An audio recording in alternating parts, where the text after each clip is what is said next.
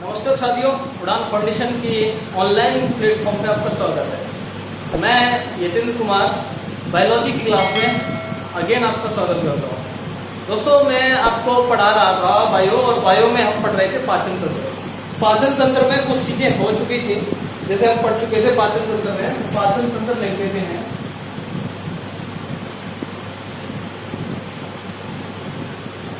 पाचन तंत्र में दोस्तों हमने पढ़ा था कि हमारा पाचन कैसे होता है। हमने विशेषकर जो बक्कल कैविटी होती है, बक्कल कैविटी के बारे में पढ़ा था, और हमने पढ़ा था कि जो टंग है, टंग के हमारे क्या क्या काम होते हैं, और हमने पढ़ा था कि जो टीथ हैं वो उनके कितने प्रकार होते हैं। ठीक है, स्लाइवा, जो स्लाइवा ग्लैंड्स होती है उनके बारे में पढ़ा था। ठीक है, तो हम सीधे आते हैं, जो टीथ पे एक चीज बची थी, वो बची थी आपकी स्ट्रक्चर ऑफ टीथ, दांत की संरचना।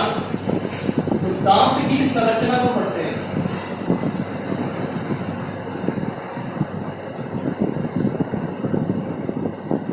स्ट्रक्चर ऑफ टीथ, तो स्ट्रक्चर में थोड़ा बना देता हूं आपको, और उसके बाद आप समझ सकते हैं उसको। ये जो दांत होता है हमारा, वो दांत लगभग ऐसा होता है।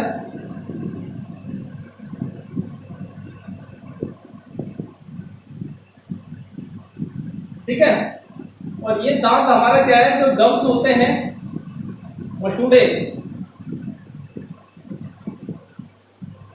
मसूड़ों में क्या होता है, फंसा होता है। दूसरी चीज, इसका जो ऊपर जो दिखाई देता है वो 1/3 भाग ऊपर दिखाई देता है।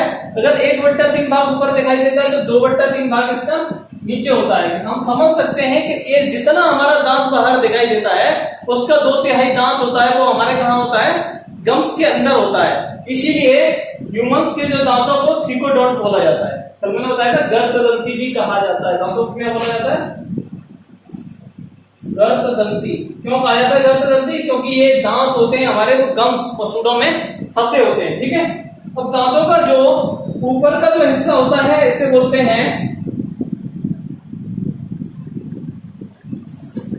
एनामेल। हिंदी में बोले तो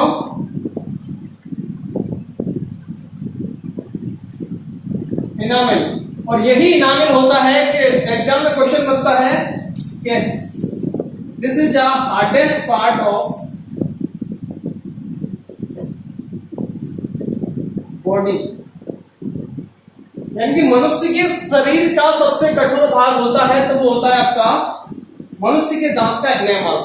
जो दांत की जो ऊपर की जो लेयर होती है उसी को बोलते हैं एनेमल। ये मनुष्य के शरीर का सबसे हार्डेस्ट पार्ट होता है। ठीक है, बहुत बार एग्जाम में पूछा गया है। ठीक है, और दूसरा क्वेश्चन ये होता है कि सबसे जो ब्राइटनेस आती है दांत की, तो दांत की जो ब्राइटनेस आती है वो किससे आती है, इसी से आती है। ठीक है, दांत का जो रंग होता है, कलर होता है, वो व्हाइट येलो होता है, यानी कि बिल्कुल येलो नहीं होता, व्हाइट येलो होते हैं दांत। ठीक है, जो पहला हिस्सा होता है, ये जो दिखाई दे रहा है, ये होता है दांत का इनेमल। ठीक है, दूसरा इसके बाद जो हिस्सा आएगा, यहां ऐसे करके संरचना बनी होती है, इसको बोलते हैं डेंटाइन।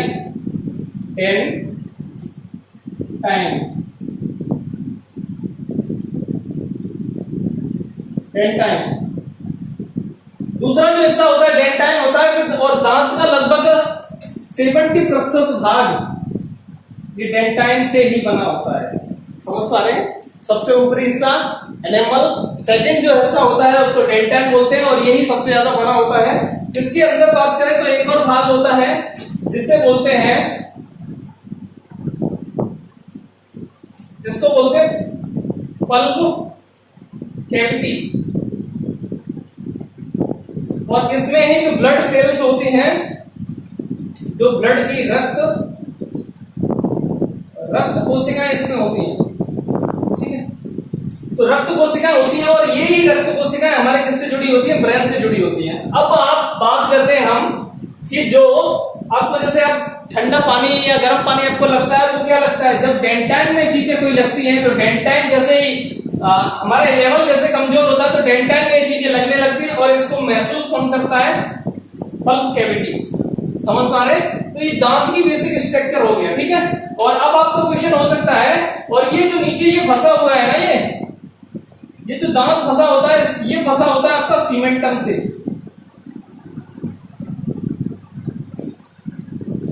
सीमेंटम सीमेंटम एक पदार्थ होता है, जैसे सीमेंट का काम क्या होता है, चीजों को जमाना, ऐसे ही ये हमारे दांतों को गम्स में फिट रखते हैं। ठीक है, अब आपको क्वेश्चन हो सकता है कि सर दांतों में जो दांत खराब हो जाता है, दांतों में कीड़े लगते हैं, वो कैसे लगते हैं? तो होता क्या है कि हमारे जो भोजन के गस्से होते हैं, भोजन का कोई भी पार्ट होता है, वो क्या होता है दांतों में, ये जो दांत बने होते हैं कुछ इस तरीके से बने होते हैं।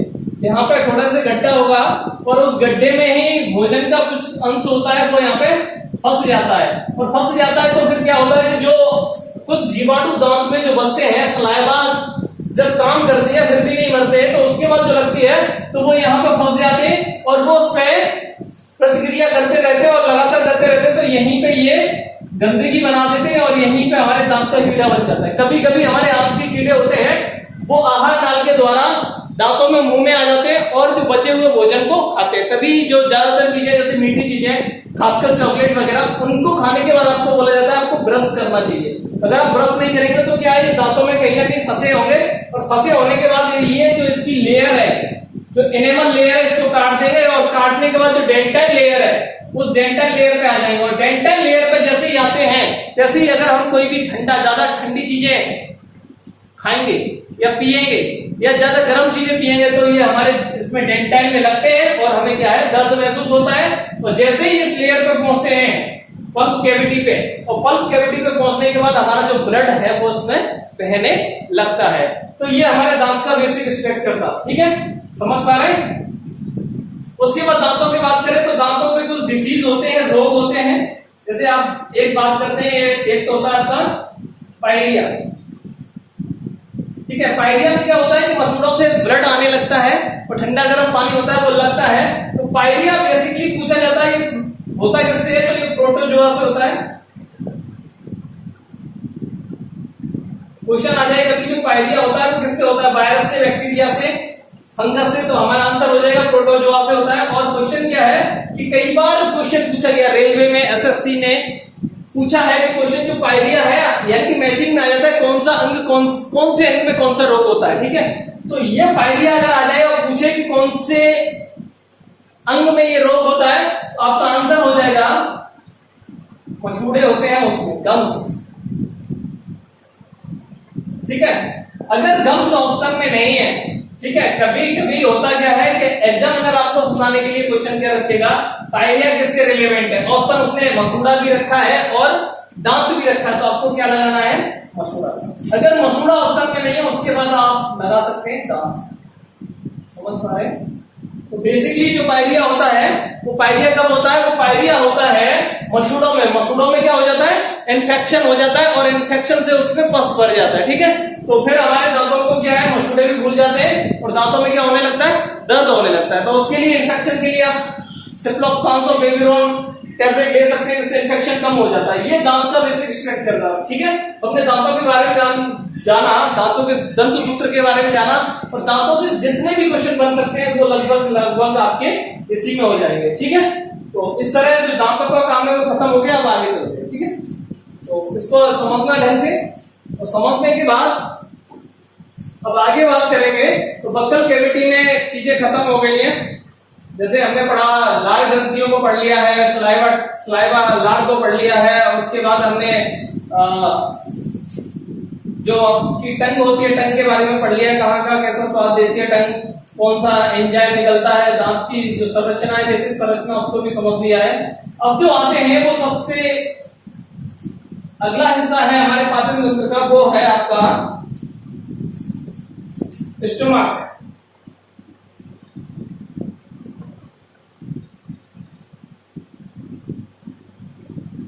अमाशय।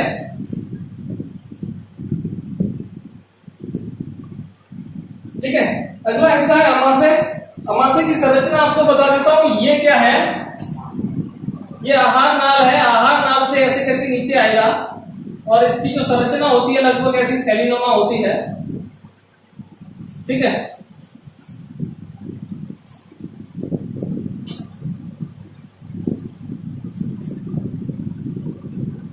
ये होता है आपका अमाशय। और ये जो लेयर है इसको बोलते हैं म्यूकस।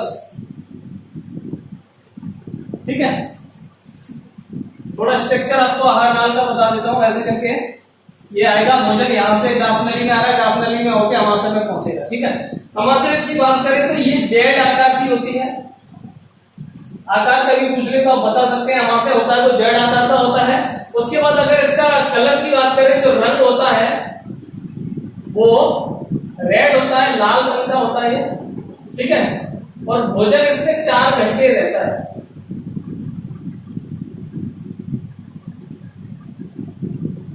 समझ पा रहे? जेड आकार की होती है, लाल रंग होता है, 4 घंटे भोजन रहता है। हम जो भी भोजन खाते हैं वो अमाशय में औसत 4 घंटे रुकता है। इट मीन्स एक बार खाना खाने के बाद हमें लगभग 4 घंटे का अंतराल देना चाहिए। ठीक है, और भोजन कैपेसिटी की बात करें तो बताते हैं कि लगभग 1 kg से 1.5 kg ये भोजन इसमें रख सकता है। यानी कि हमने भोजन खाया, दांतों ने चबाया, टंग ने सलाइवा मिलाई और वो सीधा चला गया आहार नाल में होते हुए सीधा जाएगा कहां पे? अमाशय में। और अमाशय में पहुंचने के बाद यहां पे भोजन 4 घंटे रुकेगा। और 4 घंटे रुकने के बाद इसका होता क्या है कि इसमें क्या है, गैस्ट्रिक ग्रंथियां होती हैं।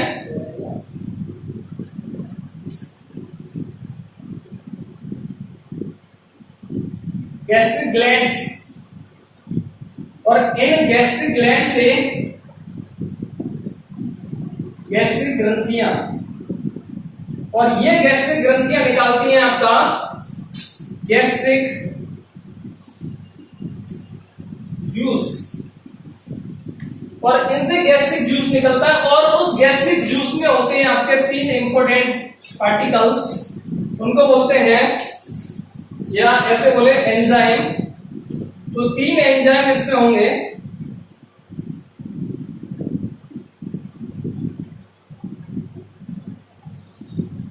वो 3 एंजाइम होंगे, वो आपके होंगे, पहला होगा आपका म्यूकस, दूसरा है पेप्सिन, तीसरा है रेनिन। ये 3 एंजाइम है जो हमारे अमाशय में निकलते हैं। ठीक है, इंपॉर्टेंट है। और ये निकलते किससे उसको भी बता देता हूं मैं। इसमें एक अम्ल निकलता है, अमाशय में एक अम्ल होता है जिसको बोलते हैं HCl, हाइड्रोक्लोरिक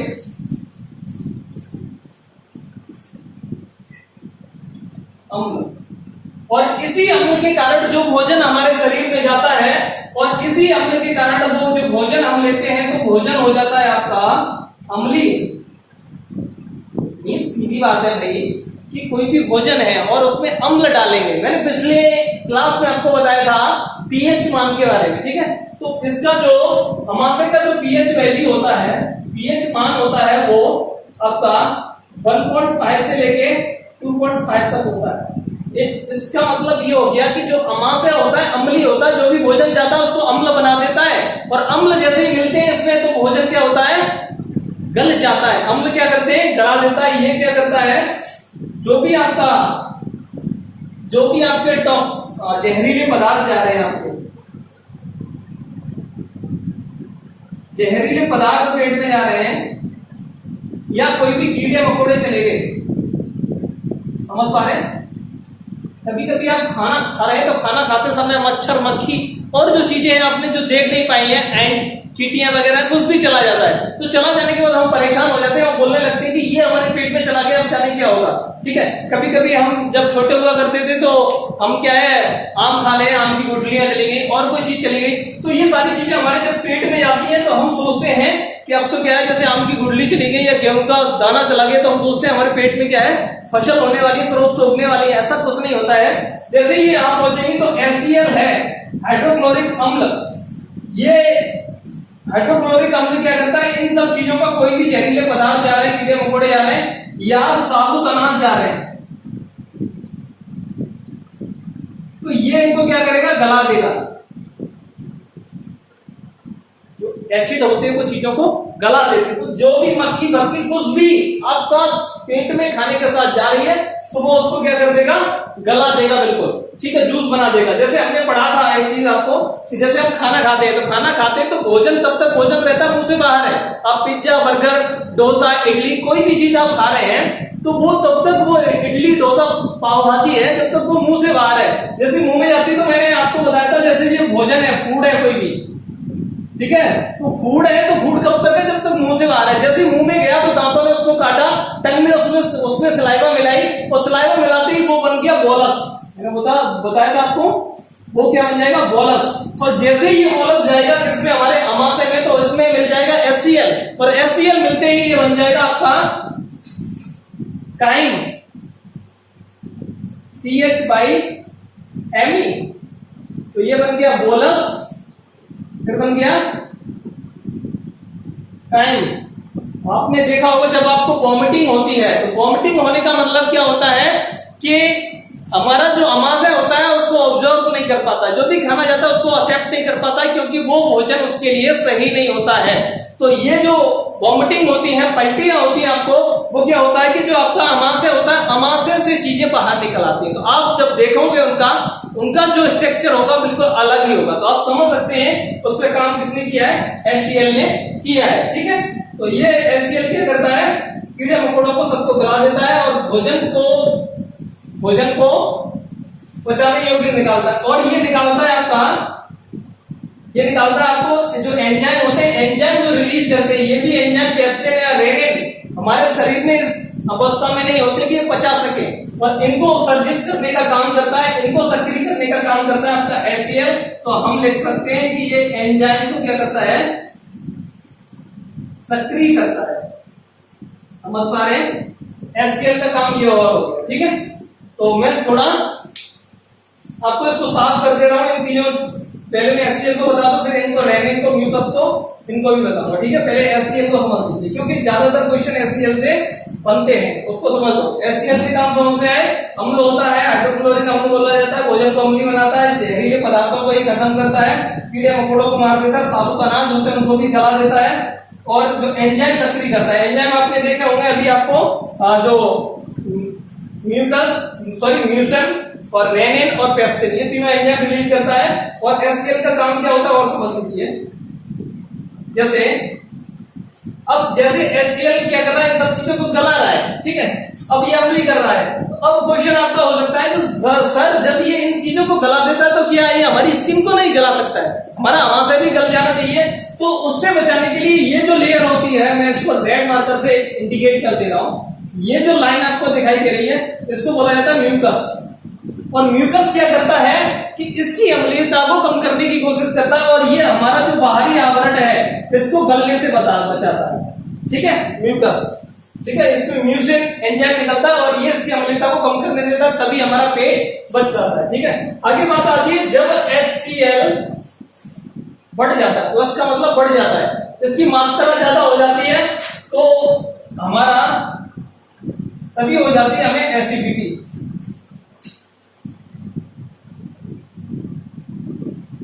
आपने देखा होगा कभी कभी बहुत सारे लोगों को एसिडिटी हो जाती है, ठीक है। एसिडिटी का मतलब है जो HCl है वो ज्यादा बन गया है, और वो बनता कब है, या तो हम ज्यादा खा लें या हमारी जो पाचन क्रिया है वो दुरुस्त नहीं हो, ठीक है, तो एसिडिटी बनने लगती है। और जब एसिडिटी बनने लगती है, एसिडिटी होता क्या है, जो हमारा जो अमाशय है, ये इसका जो फंडामेंटल है, ऐसे करके इसमें वॉल्व होते हैं। वॉल्व का मतलब ये होता है, यहाँ पे जैसे यहाँ है, यहाँ पे वॉल्व का मतलब होता है, वॉल्व का सीधा मतलब होता है कि वॉल्व का मतलब होता है, आपने मोटरसाइकिल, साइकिल में जो टायर होते हैं उनमें वॉल्व होते हैं, उनका काम क्या होता है, हवा अंदर तो जा सकती है लेकिन बाहर नहीं निकल सकती है।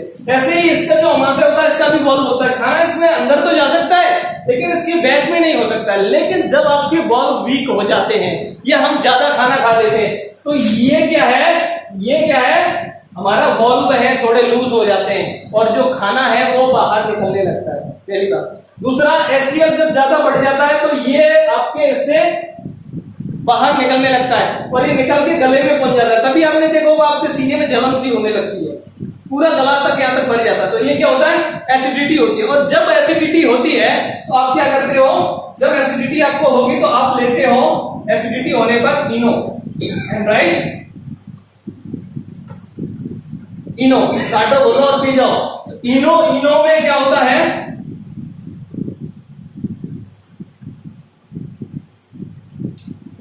इनो में होता है आपका मैग्नीशियम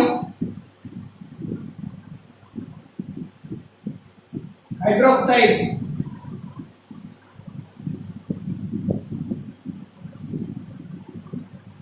और ये होता है बेटा क्षारीय। समझ पा रहे हैं? जब अम्ल ज्यादा हो जाए तो उस समय आपको क्या करना चाहिए, क्षार ले लेनी चाहिए। या तो ये ले लो, एक टैबलेट आती है रेजिन, रेजिन टैबलेट आती है, वो भी क्या करती है, आपकी एसिडिटी को कम करती है। तो समझ पा रहे हैं, मैंने बताया था कि जो पीएच स्केल होता है, अगर अम्लता ज्यादा है तो आपको क्या लेना होगा, क्षार। जब क्षार चला जाएगा तो वो क्या हो जाएगा, तो वो ना तो सामान्य हो जाएगा, ना तो क्षार रहेगा, ना उदासीन हो जाएगा, ना तो क्षार रहेगा, ना अम्ल रहेगा। ठीक है, तो रेनिन होती है, या आप जो ब्रेकिंग सोडा होता है उसको ले सकते हैं, खाना सोडा हिंदी में बोलते हैं। ये क्या होते हैं, क्षार होते हैं। तो ये सारी चीजें जब आप यूज करोगे तो आपकी अम्लता है वो कम हो जाएगी। जैसे ही आपको अम्ल जैसे बढ़ते हैं तो अम्ल को कम करने के लिए ये लेते हैं। ठीक है, तो ये HCl का काम होता है। ठीक है, तो अब मैं बताता हूँ HCl जो सक्रिय करता है कौन कौन सी चीजें होती है, उनको मैं इसको रेस कर दे रहा हूँ, आप नोट कर देना। क्लास को आप ध्यान से समझिए और एक एक चीजों को समझते जाइए। जो चीजें नहीं आ रही है उनको पॉज करो वीडियो को और दोबारा देखिए। मेरा विश्वास है अगर आप इसको 2-3 बार देख लें तो एक भी टर्म, एक भी क्वेश्चन आपका एग्जाम में इसके बाहर नहीं जाने वाला है। तो मैंने बताया था इसमें जो एंजाइम होते हैं वो आपका रेनिन होता है, दूसरा पेप्सिन होता है, इनको ध्यान देना, ये पूछा जाता है क्वेश्चन, और तीसरा होता है आपका म्यूसिन होता है। इनके काम समझ लेते हैं। ठीक है, ध्यान दीजिए, काम समझने का जो रेनिन होता है वो दूध को बचाता है,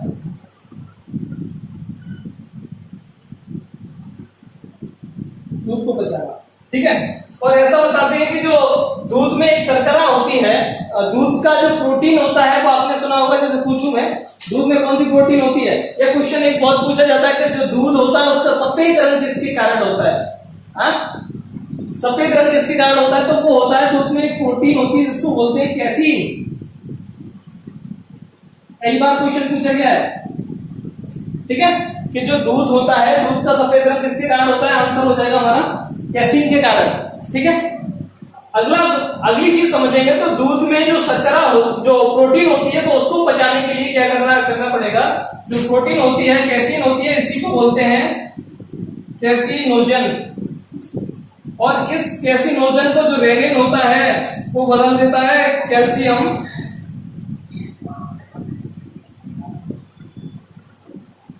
पैराकेसिटीन।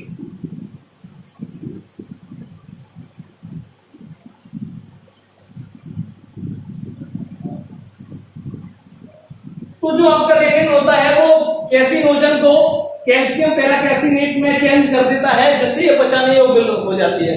और आप ये रेनिन है, एक और क्वेश्चन है कि कौन सा एंजाइम है जो बच्चों में होता है लेकिन जो युवा और बुजुर्ग होते हैं उनमें नहीं होता है, तो आपका हो जाएगा कैसीन। यानी कि जैसे ही आप दूध लेना बंद कर देते हैं, छोटा बच्चा होता है 1 साल तक 1.5 साल तक माँ का दूध ही पीता है, ठीक है, और उसको जो पचाता है वो रेनिन पचाता है। दूध को पचाने वाला एंजाइम आंसर हो जाएगा हमारा रेनिन। समझ पा रहे, ठीक है। और जैसे ही जैसे आप खाना खाना शुरू करते हैं वैसे ही रेनिन का सिक्रेशन कम हो जाता है, रेनिन का उत्सर्जन है वो कम हो जाता है। समझ पा रहे हैं। अब आप कह सकते हैं तो सर बच्चे ही दूध पचा सकते हैं, क्या युवा नहीं पचा सकते? तो बिल्कुल आप हो सकते हो, सही हो, लेकिन मैं आपको समझाऊं तो आपके समझ में आ जाएगा। हमारा जो बच्चा होता है, छोटा बच्चा, वो 5-6 महीने, 1-1 महीने तो 6 महीने तक दूध ही पीता है, कोई खाना नहीं खाता। आप 3 दिन खाना छोड़ के देखिए, केवल दूध पी के देखिए, आपको मालूम पड़ जाएगा कि जो रेनिन का काम है वो क्या काम है, क्योंकि आप में रेनिन का सिक्रेशन कम हो जाता है, ठीक है। आप अन्न के साथ दूध को बचा सकते हो, केवल दूध को नहीं बचा सकते। दूसरा है पेप्सिन। पेप्सिन क्या करता है, तो आपको आपकी जो प्रोटीन होती है, प्रोटीन को पेप्टोन में बदल देता है।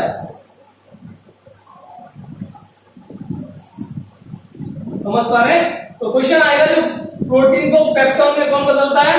पेप्सिन। एक और होता है म्यूकस। म्यूकस क्या करता है, जो म्यूकस है वो HCl की अम्लीयता है, अम्लीयता को क्या करता है, कंट्रोल करता है, ठीक है, HCl की अम्लीयता को कंट्रोल करता है। तो ये आपके अमाशय का काम था, ठीक है। 4 घंटे भोजन रहता है शरीर उसमें अमाशय में, और ये सब काम होने के बाद जो हमारा है उसको क्या कर देगा, ये अमाशय के काम को क्या है, तो आप समझ गए होंगे कि जो अमाशय के ये काम है, ठीक है, रेनिन, पेप्सिन, म्यूसिन और HCl। तो ये सारी चीजें हैं, यहाँ से हमारा भोजन अम्लीय बन गया, और ये हमारा भोजन के ज्यादातर चीजों को, हमारी जो प्रोटीन का पाचन ये होता है अमाशय में। एक तो जो चीजें हैं उनको छोटे छोटे पार्टों में तोड़ दिया जाता है, दूसरा जो आपके प्रोटीन है वो यहाँ तक बच गए, आपके कार्बोहाइड्रेट ऊपर बच चुके थे, कार्बोहाइड्रेट का कुछ हिस्सा ऊपर आपकी टंग में बक्कल कैविटी में बच गया था, और बचा हुआ जो प्रोटीन का हिस्सा है वो आपका अमाशय में बच गया, ठीक है। तो अगला इसका जो पार्ट होगा वो लीवर होगा। लीवर सबसे बड़ी ग्लैंड्स की होती है, उसमें उसके जो बहुत सारे फैक्ट हैं उसको मैं अगली क्लास में शेयर करूंगा। तब तक आप बने रहिए, अपना प्यार दीजिए और ज्यादा से ज्यादा लोगों को शेयर कीजिए, चैनल को सब्सक्राइब कीजिए। बहुत बहुत धन्यवाद।